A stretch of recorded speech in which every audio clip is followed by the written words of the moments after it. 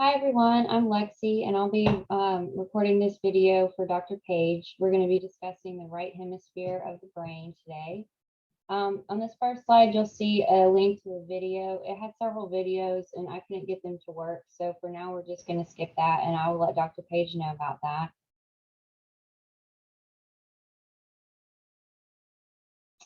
So here you see you have all the different lobes and parts of the brain. This is a good study tool to use. I recommend printing it out and making sure that you can label everything on your own. So here on BE, you have the frontal lobe. A is the precentral gyrus, and then the postcentral gyrus here is C. Those are going to be separated by the central sulcus. D over here is the parietal lobe. You have the occipital lobe here is E. This yellow part here, AB, is the temporal lobe. And BD here is going to be the lateral sulcus. And then BE, I'm not sure if I said that one or not, but BE is the frontal lobe. And you can see you have all of these here as well to help you study with to make sure that you are correct. So Brodmann, he made the regional classification of the brain that helps identify structures and functions of the cerebral cortex. Each cortical area has been associated with a number. So there are several areas within the cortex that have specialized functions. Studies done by Brodmann in the early part of the 20th century generated a map of the cortex covering the lobes of each hemisphere. These studies involved electrical probing of the cortices of epileptic patients during surgery. Brodmann numbered the areas that he studied in each lobe and recorded the psychological and behavioral events that accompanied their stimulation.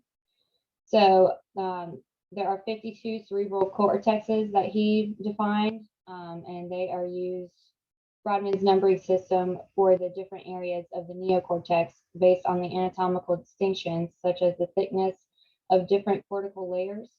These are anatomical distinctions.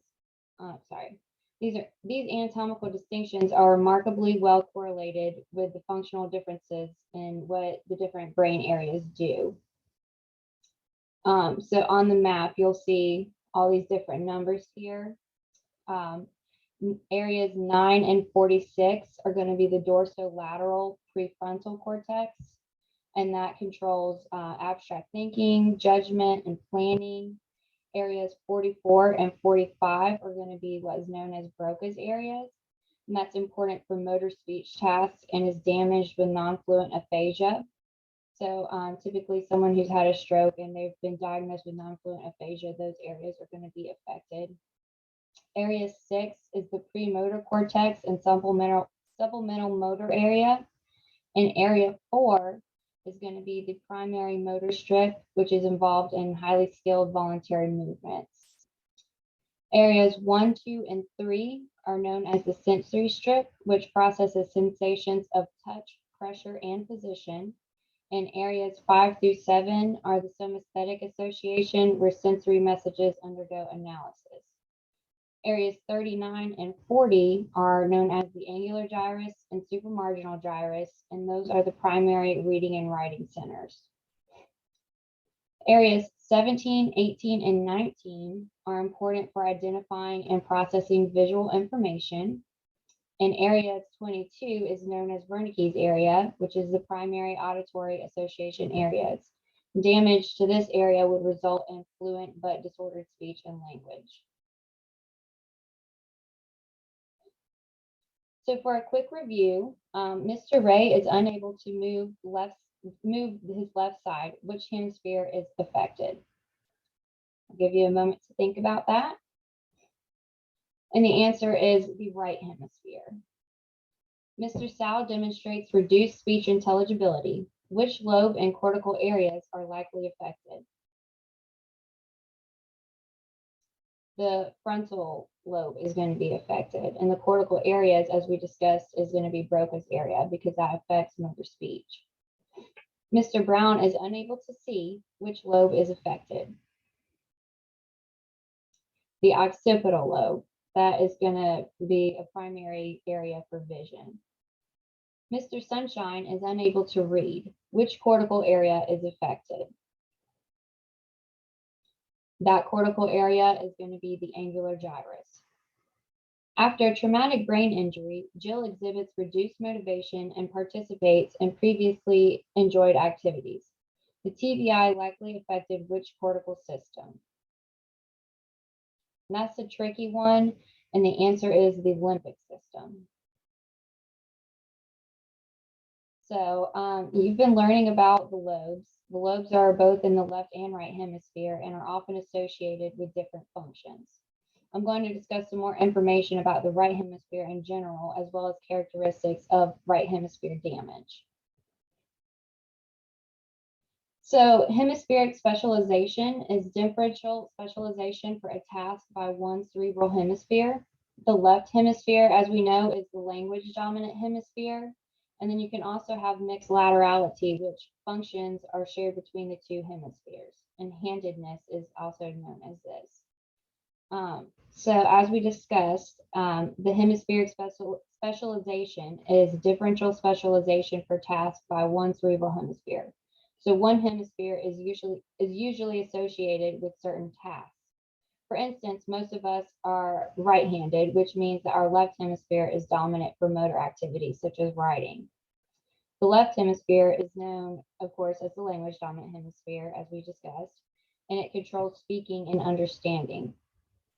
When you have mixed laterality, functions are shared between two hemispheres. So there's possible bilateral representation of language in the brain. Left-handed or ambidextrous patients may have greater prognosis than right-handed patients. So if you think about that, if you're left-handed, then the right hemisphere is what's controlling that. So typically, that doesn't, your right hemisphere, you're going to have better language abilities.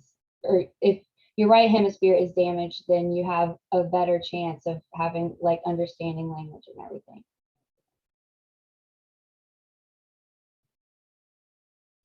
So these are the cerebral hemispheres. As we discussed, the right hemisphere controls your left hand, and it's responsible for holistic thinking mode. So emotional expression, spatial awareness, music, creativity, imagination, dimension, and whole picture thinking is what we think of whenever we think of the right hemisphere. Whenever we think of our left hemisphere, we know it controls our right hand, and we also think of linear thinking mode. This also is responsible for writing, language, scientific skills, mathematics, lists, and logic. So here we have some differences listed out. The left hemisphere is responsible for detail-oriented, and while the right hemisphere places details in a context and creates a whole picture.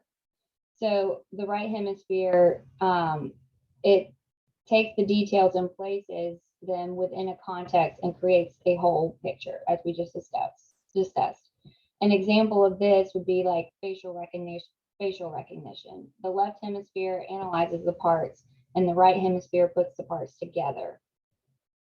We also know that the left hemisphere is responsible for language, and the left hemisphere is going to be responsible for form and content, so phonology, syntax, semantics, while the right hemisphere is going to be responsible for the use of language, or pragmatics. The left hemisphere also is responsible for concrete and literal thinking, and the right hemisphere is going to be responsible for flexible and figurative thinking. So this is like social processing and attention. And attention also allows us to focus our resources on a problem in order to solve it. So here we have the different areas of attention.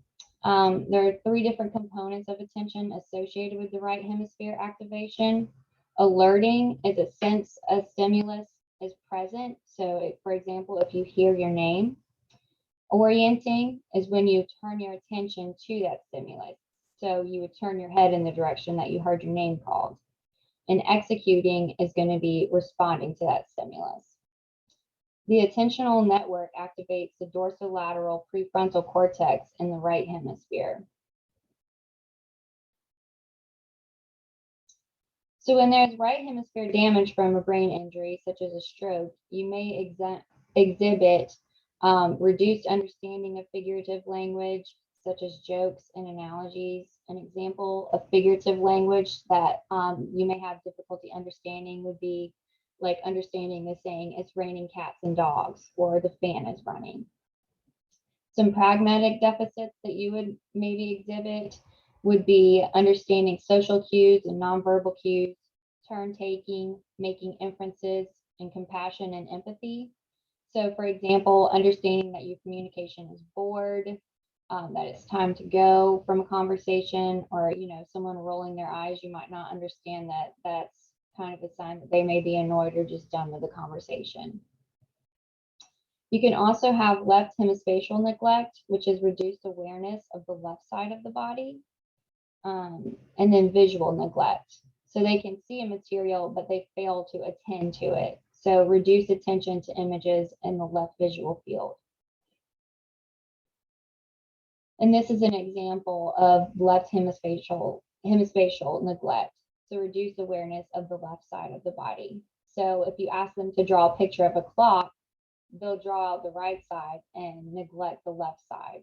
Same with the house. They've drawn the right side, but not the left side. And the flower, they've added all the petals on the right side, but the left side, they just left that out. Same over here with the face. You can see there's more detail on the right side in this clock as well. So right hemisphere damage, I'm not going to try to say these words because I know that I will say it wrong, but this first one here basically means that you are unaware of left hemispatial neglect. You will run into things on your left. So this can also involve a lack of awareness of a disease. This occurs with dementia, stroke, and mental illness, and is very difficult to treat. There are safety risks involved with this, such as falls and different medications as well.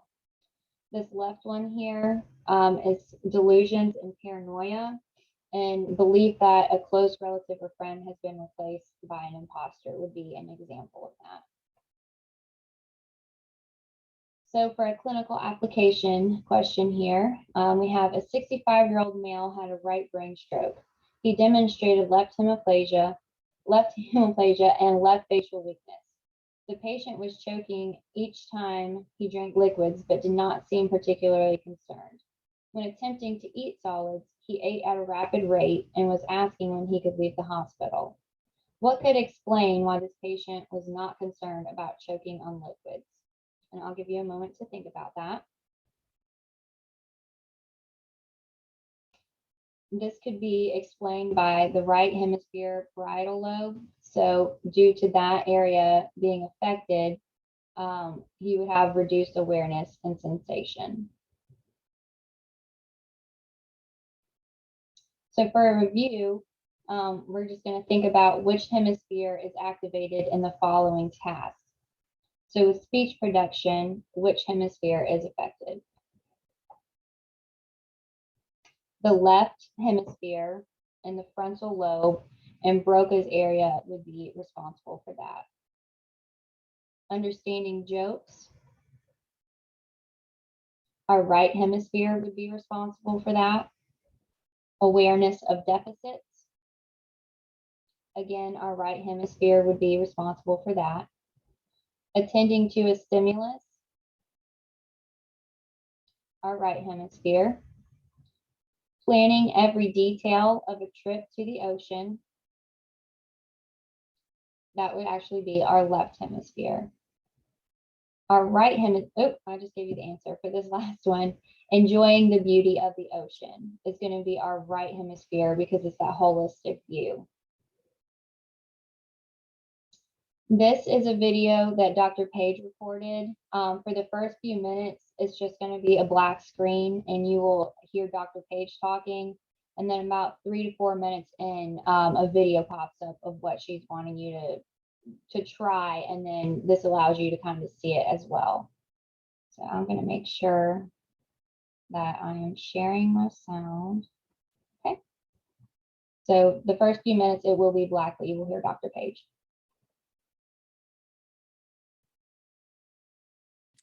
Okay, hello everyone. I hope you are having a wonderful day. I wanted to supplement Madison's lecture with the split brain activity. So as you can see, this picture here is of Punta Cana in the Dominican Republic. I was there a few years ago. Not there today, but you know, it makes us smile, and sunshine makes us happy, which is related to our right hemisphere, that holistic view. And even though there are a lot of details to trip planning, which is our left hemisphere, we need both of them to communicate, which is what I want to emphasize today with this activity. So I'm going to show a video, but let me explain it before we begin. So we know the value of communication between our left and right hemisphere. And what you need for this project is a friend or a family member and some shoes with laces. What you will do is take the shoe in your own hands, close your eyes, and with your eyes closed, tie the laces. Okay, it's pretty easy, right? We can do that because our brain can draw on years of motor memory developed by the thousands of times we've tied our shoes. You know, we learned this when we were little. We taught this to Archibald when he was probably five or six. And so as you're tying your shoes, your left cerebral hemisphere is controlling your right hand. Okay, so left controlling your right, and your right cerebral hemisphere is controlling your left hand. So the left and right hands are communicating with each other through the corpus callosum. Now, sit side by side with your friend. One of you laces your arm under the arm of the other. So you lace it under, so that each of you has one hand that will attempt to work together with the other person's hand, your friend's hand, to tie the shoe. The left and right hand that are still controlled by different hemispheres. Okay, so all right. So, you know, both of your left hands are still controlled by your right hemisphere, but they're not connected. There's no corpus callosum that allows both you all to communicate with both your hands. So one hemisphere has no idea what the other hemisphere is doing. So let's watch this video. Let me share my screen and the sound.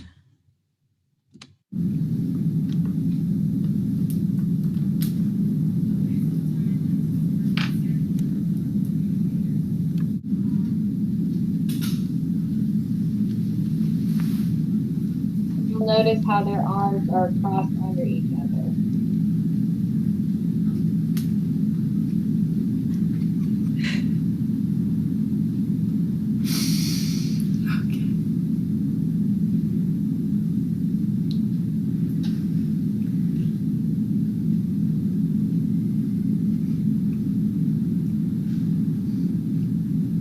Okay, is it working?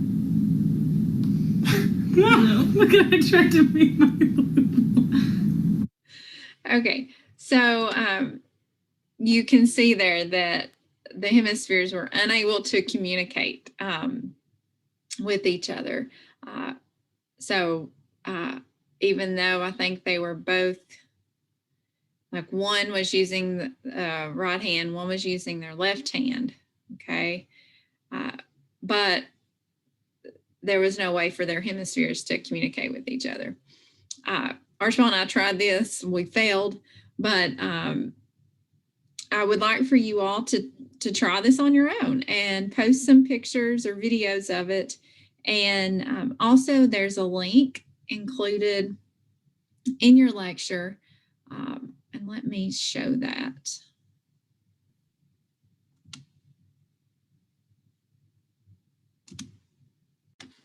Okay, so this is a video clip of a patient, okay, who has difficulty communicating between both hemispheres. Here we go.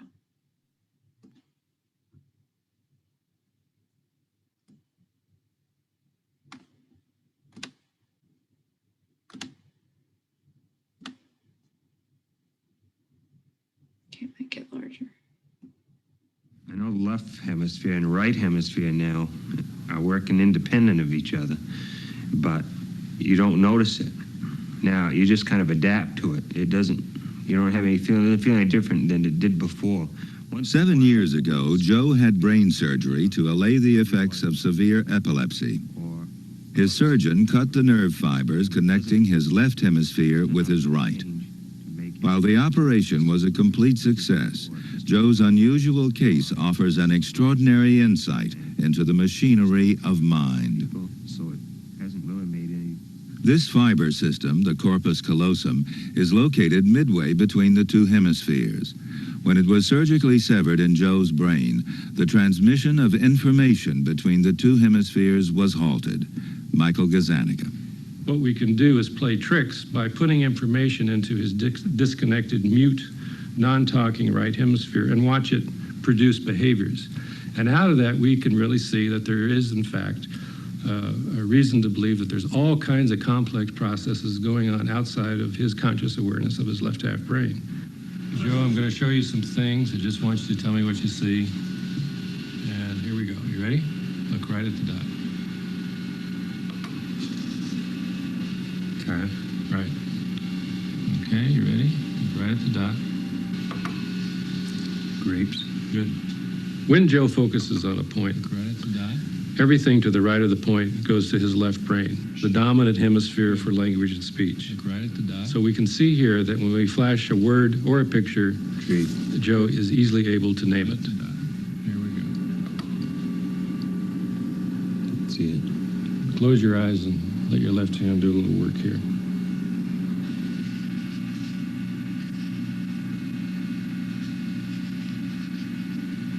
Okay, what do you got there? Pan. Okay, very good. Now, when a word or a picture falls to the left of a fixation point, that information goes to his disconnected right half brain.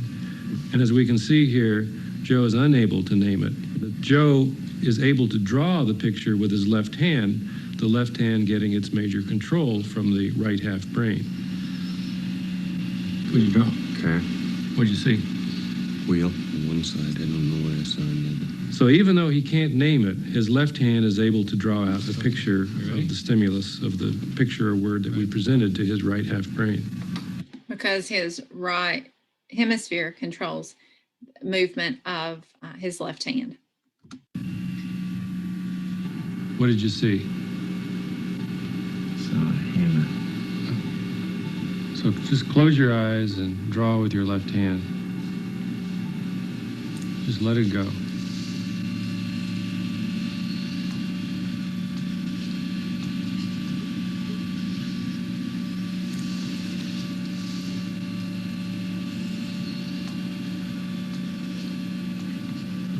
That's nice. What's that? Saw. Yeah. What'd you see? Hammer. What'd you draw that for? I don't know. What we have with Joe is just a dramatic example of a neurologic case that really allows you this window into the non-conscious and how powerful non-conscious processes are at influencing our conscious self, our personal self. What Joe and patients like him, and there are many of them, teaches us is that the mind is made up of a constellation of independent, semi-independent agents, and that these agents, these processes can carry on a vast number of activities outside of our conscious awareness. Even though that goes on, there's some final stage or some final system, which I happen to think is in the left hemisphere, that pulls all of this information together into a theory. It has to generate a theory to explain all of these independent elements. And so, and that theory becomes our particular theory of ourself and of the world. All right. So, okay. All right. If you have any questions, please email or I will see you again on Tuesday. Have a wonderful day. Okay, everyone, that should include the lecture for the right hemisphere. One thing I will say is I recommend when studying the Brodmann's areas, studying like what each lobe is responsible for And then that kind of helps relate the information for Broadman's area to remember that better. But thank you for bearing with me through this lecture, and have a great week.